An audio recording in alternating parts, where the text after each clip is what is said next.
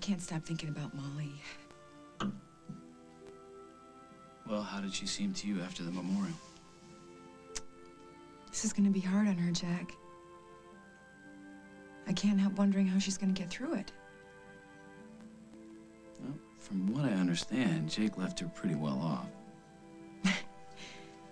You know, Jake's money was not important to her. She was about the really important things, you know? That man was the love of her life. She lived for him. And for the love of Abigail and those little girls. So, what now? Well, what are you afraid of? I'm afraid that she will shut herself off. That she will mourn him until she's old and gray. No, then we won't let that happen. I promise. I've seen it happen. And two people are a couple, and one person in that couple dies, people start to forget about the person that's left. Then we'll make sure that she doesn't get lost in her grief, and we'll make sure that she's surrounded by a lot of love, and maybe even a few distractions. You are the answer to my prayer. Do you know that? You have changed me. You really have. And you may not get this, really, but so many times recently I'd close my eyes and just know that that was it, that my life was going to be over. And when I opened them, I expected to see the bright white light or the devil or whoever's going to greet me on the other side. It was you. Loving me, holding me. I am always going to be there for you, as long as you'll have me. I love you, Carly. I love you too. And nothing is ever going to come between us again, Jack. Good. Because we got a lot of catching up to do.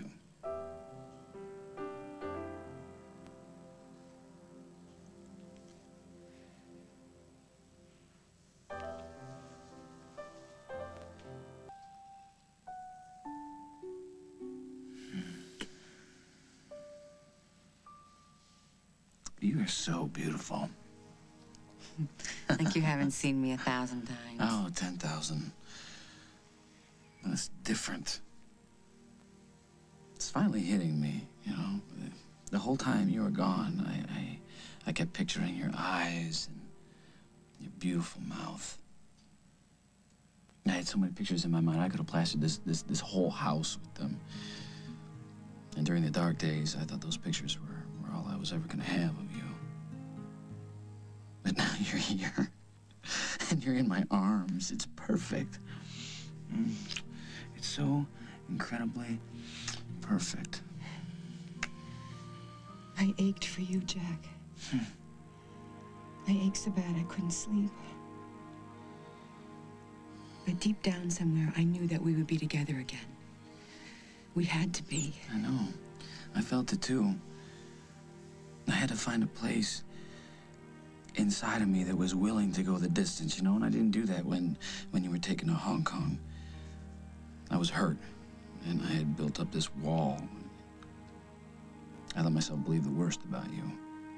You've made up for that in spades. Yeah, well, I'm never gonna let you down again, ever. I know. Ever. I know. And I also know that things that happened in the past, they're where they should be. Good. So let's close the door on him, okay? Consider that done. Shut, locked, bolted. Good. So, here we are. Jack and Carly. That's right. Jack and Carly. What now? I want you. I need to feel your skin next to mine.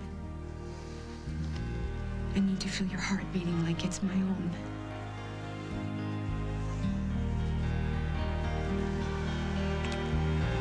Jack. Right here.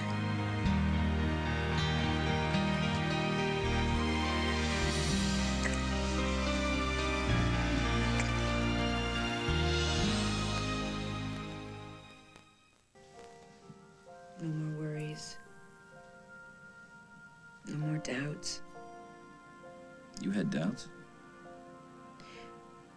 No, not doubts, exactly. I just couldn't help thinking about Julia. It's over, Carly. I know. I know it is. But I also know how much pain she caused you, Jack. So I wouldn't blame you if you held something back, if you wanted to straighten things out. You have straightened me out. I don't think it can be that simple. Okay, didn't we just agree to put the past behind us? I am sticking to that. No more talk about the past or Julia. Or Craig Montgomery. Oh, poor Craig. He's probably at home licking his wounds. And I imagine he has quite a few wounds, too. I went at him tonight with both barrels. What do you mean? Well, I wanted to make sure he knows what a superficial louse I think he is. And you know, Craig, he is absolutely so full of himself. That's the only way you can get the message across. What? Listen, you know, Montgomery's a pain in the butt. Nobody knows that more than me. And I'm so glad that you told him that you were off limits. Yeah, but what? But, Carly, I have held something back. Not about Julia, about Craig and what he did. I haven't been totally upfront about him. Why? I don't know. Maybe I was feeling a little shaky about you and me. I'd missed you so much, and I didn't know what was going to happen when you got home. But I think after you hear what Craig did while you were away, you might think you were a little too hard on him.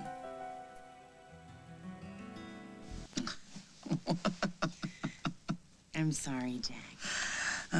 Maybe it's the way you do that thing you just did. But are you sure you want to talk about Craig Montgomery right now? No. But we have to. Listen, from the moment you disappeared in Paris, he kind of made it his mission to help us find you.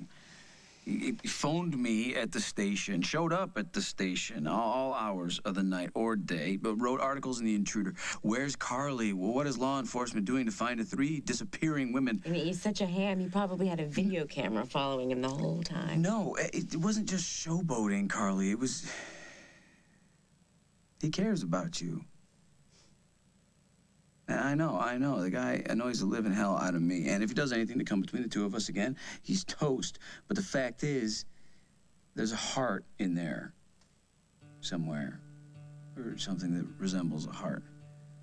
Anyway, I'd be lying to you if I didn't tell you that he never stopped trying to help us find you and bring you home.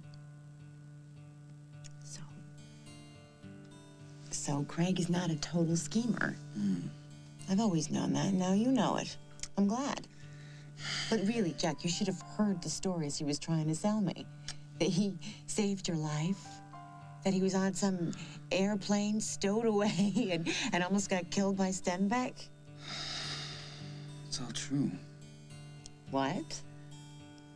Craig did get me out of a few bad scrapes. And he saved my life. Twice. How? Well, the first one was when he insisted on following me to Fairwinds, and we worked our way down to the cellar. Stairway gave out. He pulls me out of the room. Second time was with Julia. He showed up and managed to get me away from her. Actually, it was his delaying her that saved my life. And he got zapped with a stun gun for his trouble. I always had him pegged as a coward, but the truth is he put his life on the line. And we might not have found you as quickly as we did, or at all, for that matter, if it hadn't been for some of the things that he pushed for.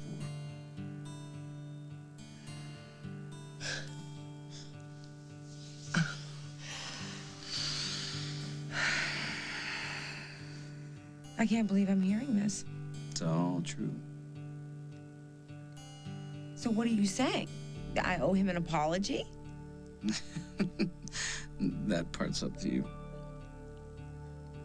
You didn't have to tell me any of this. Yes, I know that. Hey, listen, I don't lose any sleep over Craig Montgomery. I just want everything between us to be on the up and up.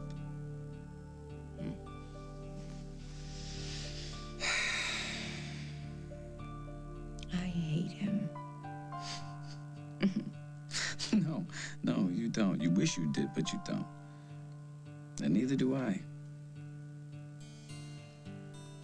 Did I just say that out loud?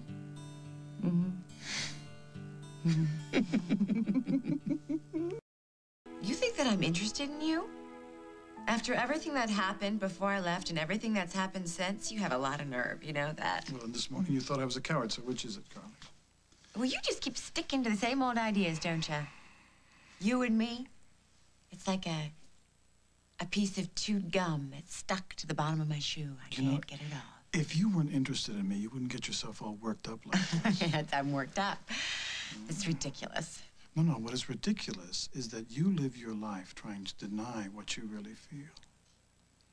Oh, get over yourself. When I get over you. Hey, at least I can admit it. And you know what else I think? I think when you're with me, you fight the impulse to jump into my arms. Really? Well, tell me then, what's holding me back? You're scared. What we have scares you. No, Greg, when are you going to get this? There is no we. Well, hey, there could be if you weren't too proud to admit it. You are certifiable. Do you know that? You and Julia ought to wear matching straitjackets and share that padded cell. Well, maybe I am, but I have never been afraid to let you know that aside from Lucy, there was no one else in my life, no one in my heart. Montgomery? You coming to bed or what?